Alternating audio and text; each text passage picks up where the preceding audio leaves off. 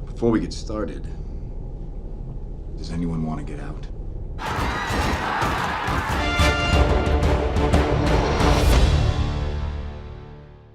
Captain America: The Winter Soldier is the best movie in the Marvel Cinematic Universe. Yeah, I'm not building to that obvious conclusion, nor do I have an opinion original enough to justify a video this long. This movie is awesome for all the reasons everybody else says it's awesome, and if you want to hear those again 5 years after the movie already came out, that's what I'm about to do. So the challenge this time is to make a Captain America sequel set in the present day. His cheesy old self works fine when set in the time period that spawned him, and he works fine when surrounded by other superheroes with overblown personalities and ridiculous costumes like him. But now he needs a whole new setting, supporting cast, and reason to exist. What purpose does Captain America serve now that the world has defeated the Nazis? The answer? To defeat the Nazis. That's right, Captain America and Black Widow are going on missions for S.H.I.E.L.D. when an infamous assassin named the Winter Soldier kills Nick Fury permanently and for all time, no take-backsies, R.I.P. in peace, F forever. Captain America doesn't trust S.H.I.E.L.D.'s investigation into the matter, however, and he breaks away from S.H.I.E.L.D. to discover it on his own. As the second Marvel movie with a major plot twist, Steve finds out that S.H.I.E.L.D. is controlling the Winter Soldier, and that the Winter Soldier is his best friend Bucky, who survived dying in the first movie. And that S.H.I.E.L.D. is actually the Nazis, and they want to conquer the world again. Lots of twists for a Marvel movie, actually. The double-crossing, spy organization intrigue, and plot twist, the characters keeping secrets from each other and from the audience, and also Robert Redford being in the movie, make it feel almost like a Mission Impossible kind of spy movie, only less overrated than the Mission Impossible movies. Although while I might agree that this counts as a spy superhero movie, it's not a political thriller. It's inspired by political thrillers, but all this junk you hear about how it's a political thriller, or how Ant-Man is a heist movie, or how Spider-Man Homecoming is a John Hughes movie, or how Logan is a Western. That's all just marketing trying to get people to take superhero movies more seriously. This doesn't transcend its genre because nothing can, and it doesn't need to anyway. Captain America puts on a thematic costume, goes by a thematic nickname, and fights evildoers with his superpowers and science fiction weapons. This is a superhero movie. And an awesome one at that. Normally I talk about the characters first and the action second, but in this movie the action is the main draw. It's shocking how much more brutal it is than the first movie or the Avengers. When Captain America hits somebody, it looks and sounds like it hurts just as bad as the actors sell it. The fight choreography is fast and varied, and even some annoying unsteady handheld camera doesn't ruin it. I don't think the handheld camera adds anything, but it doesn't detract here either, since every bit of every fight is still easy to see so you always know what's going on. The fight also helps tell the story and even aids characterization. See, the Winter Soldier's built up as this ultimate assassin, right? To show that, none of the hero's special moves work on him. He catches Captain America's shield and takes it from him again later, he rips off Falcon's wing, he destroys Nick Fury's nigh indestructible car in one shot, and Black Widow even tries both her zappers, which go back to being little discs that she throws again, and her Hurricane Rana, and Bucky just brushes them off. Since Bucky's identity starts as a mystery to us and remains a mystery to himself even longer, he doesn't get to emote for most of the movie, but when he does, he makes the most of it. He manages to make you feel bad for him even if his relationship with Steve was so underdeveloped that they had to make new scenes to flash back to since none from the first movie would have worked. Chris Evans, having long since silenced all doubts that he could play Captain America, goes on to stretch a little bit this time, showing a Steve Rogers who doesn't know what the right thing to do is, or even who he can trust.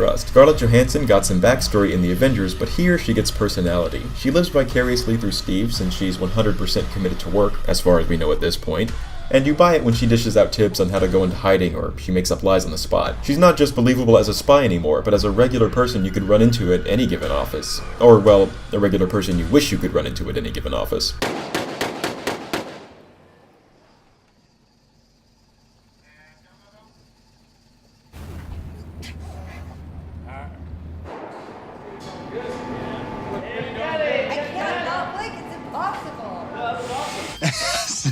Stop it! Where is it? I didn't do this to you. Nope. Go. Where is it?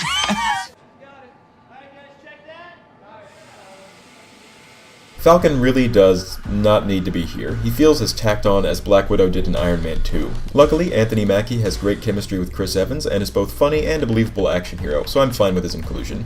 You want Wesley Snipes or Denzel? Denzel. Done. Roll sound. Cut the check. Cut the check. Cut the check. Cut the check. Cut the check. Cut the check. Cut the check. Though I have to ask, if they introduced him here, why not use him in Avengers Age of Ultron? He has like 2 scenes in that movie and he doesn't fight anyone. Were they just holding out for a scene in Ant-Man? Robert Redford and Samuel L. Jackson act circles around everybody else just by virtue of being really good at playing their respective character types. We need to link all 3 carriers for this to work. I got confused with my eyeline. I think I looked directly into camera. I don't care. You just forgot the line. Now you're trying to make up some other shit. Emily Van Camp plays Agent 13, who at first just seems like a love interest for Steve, but turns out to be a SHIELD plant. This sells more than anything that Steve really is in danger. Not only can he not trust his bosses and other co-workers, but even people he thinks are perfect strangers might be out to get him. Maria Hill makes a surprise appearance that has to be one of the best entrances in the MCU. Try that again. It's stuck. Not only do we have great action scenes and good characters, but this is one of few Marvel movies to actually be about a real-world issue. Yeah, Iron Man had stuff to say about arms manufacturers and stuff, but if you didn't consider the message, you can still enjoy a full movie experience. With The Winter Soldier, there is no overlooking what it's saying. The movie is directly comparing the National Security Agency spying on American citizens to the practices of Nazi Germany, as SHIELD's plan to launch surveillance aircraft capable of spying on and killing anybody in the country and indeed the world is led by actual Nazis that have infiltrated the government. This message might even be more relevant today given that Nazis are getting all public about being Nazis again. But I really like putting on this movie and seeing a world where there's always a Captain America to beat the Nazis down when they rear their heads. With all of that out of the way, few movies are perfect, and I have a major problem with this one. The movie's first action scene shows Steve Rogers, Black Widow, and a team of SHIELD agents rescuing hostages from pirates on a ship. It starts out stealthy, and even when the heroes get noisy, they make sure to take out everyone in an area so no one can call for help at first. The next action scene is a car chase in heavy city traffic. Then we get a foot chase where Steve is running through a building after the Winter Soldier who's on rooftops. Then we get that awesome elevator fight scene, followed by Captain America very quickly disabling a plane. The best action scene of all, though, comes when our heroes face off against the Winter Soldier and some Nazis in the street. It starts out as a car chase, moves into a shootout, and finally a fight scene. All of these are very grounded action scenes by superhero movie standards, especially in the MCU. It feels bone-crunching and it matches the movie's mostly serious tone. But the movie ends with 3 flying aircraft carriers blowing each other up as Captain America and Bucky fight on a precarious perch. They introduced the flying aircraft carriers early in the movie, but it's still so tonally jarring to go from James Bond movie, but the kicks are really hard, to desperately trying to match the scale of the Battle of New York again. I think if they scaled way back with this, the movie would have benefited from it, but it probably also wouldn't have made as much money, so what do I know. Captain America: The Winter Soldier tells the most interesting story in the MCU in the most interesting way with the best action scenes. The only reason I personally place some other MCU movies above it in my own ranking is because they have larger casts of characters that I enjoy seeing. But don't let my personal tastes blur my assessment of this one. It's one of the best superhero movies ever made, and even among action movies, it's gotta be in the top 10 of the decade, right? Definitely worth a watch even if you aren't going through the MCU in its entirety. I'm back. You needed love, so now I'm back. Rolling the dice could leave you flat. I win, you lose. You're in trouble.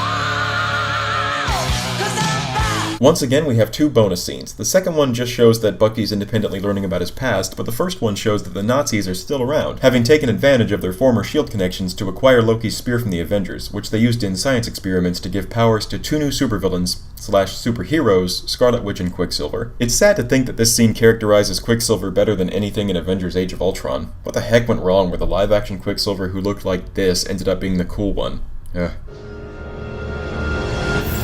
Ooka chaka, ooka, ooka, ooka chaka, ooka, ooka, ooka chaka, ooka, ooka, ooka chaka.